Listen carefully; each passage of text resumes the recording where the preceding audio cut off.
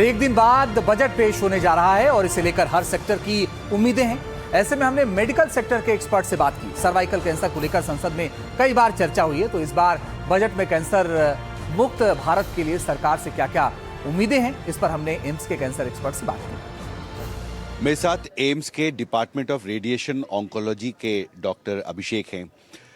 पहला सवाल यह है कि सर्विकल कैंसर को लेकर चिंता हो रही है। मैं आंकड़े देख रहा था, जो शीतकालीन सत्र था संसद में, उसमें भी कई सांसदों ने यह सवाल उठाया है।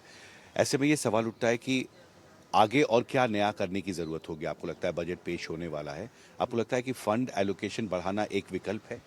मुझे लगता है कैंसर के लिए फ़ंड अगर मिले तो बहुत अच्छा होगा, क्योंकि ना केवल वो इंफ्रास्ट्रक्चर को डेवलप करने के लिए यूज़ होगा, बट अलग जो मेथड्स हैं, लाइक ये पूरा का पूरा समिट था वो 3 चीज़ों की चर्चा के बारे में था कि 90% जो वैक्सीनेशन, 70% स्क्रीनिंग और 90% जो लोग डायग्नोस हुए हैं सर्विकल कैंसर से, उनका ट्रीटमेंट कैसे इंश्योर हुआ।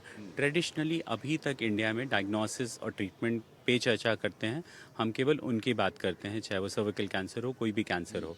बट बहुत ही प्रॉमिसिंग है। एक तो आयुष्मान भारत ने लोगों को बहुत मदद की है एक्सेसिबिलिटी और अफोर्डेबिलिटी के मामले में। अभी कितनी डेथ्स होती हैं साल में? साल में जो नए केसेस हैं 2022 का आंकड़ा है, उसके अनुसार 1,27,000 नए मरीज आते हैं और करीब करीब 80,000 महिलाएं जो है उनकी डेथ होती है सालाना इंडिया में। आपको लगता है कि ऐसे में जो आयुष्मान भारत आपने कहा कि गेम चेंजर साबित हुआ है, तो इस तरह की जो सफल योजनाएं हैं उनके लिए फाइनेंशियल सपोर्ट को स्केल अप करना एक विकल्प होगा? हाँ, बहुत, क्योंकि आयुष्मान भारत जब भी चालू हुआ लोगों ने कहा ये बहुत ही महत्वाकांक्षी योजना है, but over the period of time इसमें बहुत सारे सुधार हुए हैं और मुझे लगता है आने वाले दिनों में जो पेशेंट की रिक्वायरमेंट है, वो कंसल्टेशन, मल्टीपल कंसल्टेशन के थ्रू, या क्या बजट है, क्योंकि हर एक कैंसर अलग होता है।